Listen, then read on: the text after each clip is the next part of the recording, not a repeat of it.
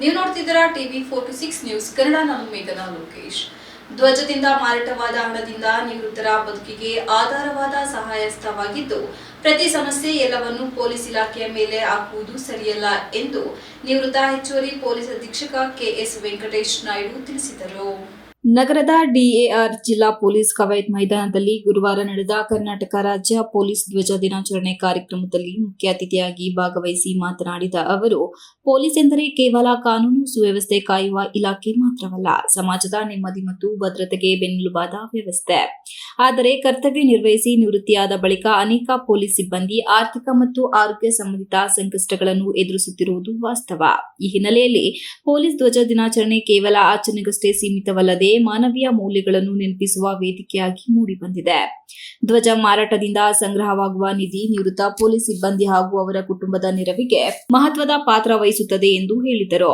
ಆರೋಗ್ಯ ಭಾಗ್ಯ ಯೋಜನೆಯ ಸೌಲಭ್ಯಗಳು ಆರಂಭದಲ್ಲಿ ಸೀಮಿತವಾಗಿದ್ದರೂ ಹೋರಾಟದ ಫಲವಾಗಿ ಕೆಲವು ಮಟ್ಟಿಗೆ ವಿಸ್ತರಿಸಲಾಗಿದೆ. ಆದರೂ ಅದು ಎಲ್ಲರಿಗೂ ಸಮರ್ಪಕವಾಗಿ ತಲುಪುತ್ತಿಲ್ಲ. ಹೀಗಾಗಿ ಪ್ರತಿಯೊಬ್ಬರೂ ತಮ್ಮ ಭವಿಷ್ಯವನ್ನು ಗಮನದಲ್ಲಿಟ್ಟುಕೊಂಡು ವೈಯಕ್ತಿಕ ಆರೋಗ್ಯ ವಿಮೆ ಮಾಡಿಸಿಕೊಳ್ಳುವುದು ಅಗತ್ಯ ಎಂದು ಸಲಹೆ ನೀಡಿದರು.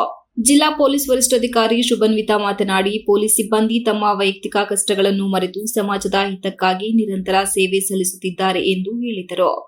ಜನತೆ ಮತ್ತು ಪೊಲೀಸ್ ಇಲಾಖೆ ನಡುವೆ ವಿಶ್ವಾಸ ಮತ್ತು ಸಹಕಾರ ಹೆಚ್ಚಾದರೆ ಮಾತ್ರ ಸಮಾಜದಲ್ಲಿ ಶಾಂತಿ, ಭದ್ರತೆ ಮತ್ತಷ್ಟು ಬಲವಾಗುತ್ತದೆ ಎಂದರು.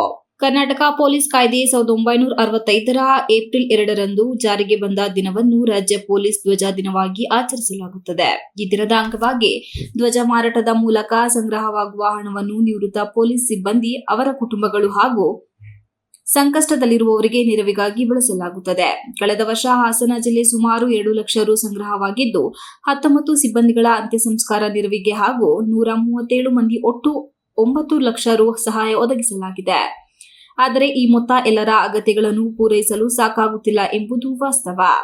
ಆದ್ದರಿಂದ ಸಮಾಜದ ಪ್ರತಿಯೊಬ್ಬರೂ ಪೊಲೀಸ್ ಧ್ವಜವನ್ನು ಖರೀದಿಸುವ ಮೂಲಕ ಈ ಮಹತ್ವದ ಕಾರ್ಯಕ್ಕೆ ಕೈಜೋಡಿಸಬೇಕೆಂಬ ಸಂದೇಶ ಕಾರ್ಯಕ್ರಮದ ಮೂಲಕ ನೀಡಲಾಯಿತು.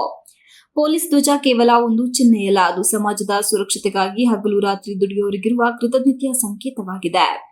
ಪೊಲೀಸ್ ಧ್ವಜ ದಿನಾಚರಣೆ ಕಾರ್ಯಕ್ರಮದಲ್ಲಿ ಪೊಲೀಸ್ ನಿಧಾನಗತಿ ಮತ್ತು ಶೀಘ್ರ ಪಥಸಂಚಲನ ನಡೆಸಲಾಯಿತು. ಧ್ವಜವನ್ನು ಬರಮಾಡಿಕೊಂಡು ಗೌರವ ಸೂಚಿಸಿದರು. ಪೊಲೀಸ್ ಧ್ವಜ ಬಿಡುಗಡೆಗೊಳಿಸಿದರು. ಮುಖ್ಯ ಅತಿಥಿಯಾಗಿ ಭಾಗವಹಿಸಿದ್ದ ಕೆಎಸ್ ವೆಂಕಟೇಶ್ ನಾಯ್ಡು ಅವರನ್ನು ಸನ್ಮಾನಿಸಿ ಗೌರವಿಸಿದರು. ನನ್ನ ಒಂದು ಅಭಿಪ್ರಾಯ, ಕೆಲವು ಫೋರಮ್ಗಳಲ್ಲಿ ಅದನ್ನು ನಾನು ರಿಟಾಲಿಯೇಟ್ ಕೂಡ ಮಾಡಿದ್ದೆ. ಕಾರಣ ಇಷ್ಟೇ, ಬರೀ ಪೊಲೀಸರೇ ಎಲ್ಲದನ್ನೂ ಮಾಡೋದಾದರೆ ಬೇರೆ ಇಲಾಖೆಗಳ ಅಗತ್ಯನೇ ಇಲ್ಲ. ಎಲ್ಲ ಇದನ್ನು ಇಟ್ಕೊಂಡು ಕೊನೆಯಲ್ಲಿ ಏನಾದರೂ ಒಂದು ಅಲಿಗೇಷನ್ ಬಂದರೆ ಅದನ್ನು ಪೊಲೀಸ್ ಮೇಲೆ ತೋರ್ಸೋಕೆ ಹೋಗ್ತಾರೆ. ಅದು ಸರಿಯಾದ ಕ್ರಮ ಅಲ್ಲ. ಮೇಲಧಿಕಾರಿಗಳು ಸಹ ಇದನ್ನು ಕಾಲಕ್ಕೆ ಸರ್ಕಾರದ ಗಮನಕ್ಕೆ, ಹಿರಿಯ ಅಧಿಕಾರಿಗಳ ಗಮನಕ್ಕೆ ತರಬೇಕು ಅಂತ ಹೇಳ್ಬಿಟ್ಟು ನಾನು ಕೇಳ್ಕೊತೀನಿ. ಇದೆಲ್ಲದರ ಜೊತೆಗೆ ಈ ದಿವಸ ನನಗೆ ಇಲ್ಲಿ ಕರೆದು 9 ಲಕ್ಷ ಹಣವನ್ನು ನಾವು 137 ಮನವಿಯನ್ನು ಬಂದಿದ್ದು ನಮಗೆ, ಅದು ನಾವು ಅವರಿಗೆ ಸಹಾಯ ಮಾಡಿದ್ದೀವಿ. ಲಾಸ್ಟ್ಲಿ ಇನ್ನೊಂದು ಸಲ ನಾವು ಎಲ್ಲರಿಗೆ ಒಂದು ರಿಕ್ವೆಸ್ಟ್ ಮಾಡ್ತಾ ಇದ್ದೀನಿ, ತುಂಬ ಹೆಚ್ಚಿನ ಸಂಖ್ಯೆಯಲ್ಲಿ ನಮ್ಮ ಧ್ವಜವನ್ನು ಖರೀದಿ ಮಾಡಿ, ನಮ್ಮ ಧ್ವಜ ನಿಧಿಗೆ ಸಹಾಯ ಮಾಡಿ, ನಮಗೆ ಕೋಆಪರೇಟ್ ಮಾಡಿ. ಮತ್ತು ಇನ್ನೊಂದು ಸಲ ಎಲ್ಲ ಪೊಲೀಸ್ ಅಧಿಕಾರಿ ಮತ್ತು ಸಿಬ್ಬಂದಿಗಳಿಗೆ ನಮ್ಮ ಹೃದಯದಿಂದ ನನ್ನ ಧನ್ಯವಾದಗಳು ಅರ್ಪಿಸುತ್ತೇನೆ. ಮತ್ತು ಶ್ರೀಯುತ ವೆಂಕಟೇಶ್ ನಾಯ್ಡುರವರು ಇವತ್ತು ಬಂದಿದ್ದಾರೆ, ನಮಗೆ ಅವರ ಎಕ್ಸ್ಪೀರಿಯನ್ಸ್ ಶೇರ್ ಮಾಡಿದ್ದಾರೆ. ಅವರಿಗೆ ಕೂಡ ತುಂಬ ಧನ್ಯವಾದಗಳು ಅರ್ಪಿಸುತ್ತೇನೆ. Thank you. ಇದೇ ವೇಳೆ ಹೆಚ್ಚುವರಿ ಪೊಲೀಸ್ ಅಧೀಕ್ಷಕರಾದ ಎನ್ ಶ್ರೀನಿಧಿ ಇತರರು ಉಪಸ್ಥಿತರಿದ್ದರು. Srinivas, TV 46 news Kannada, Hassan.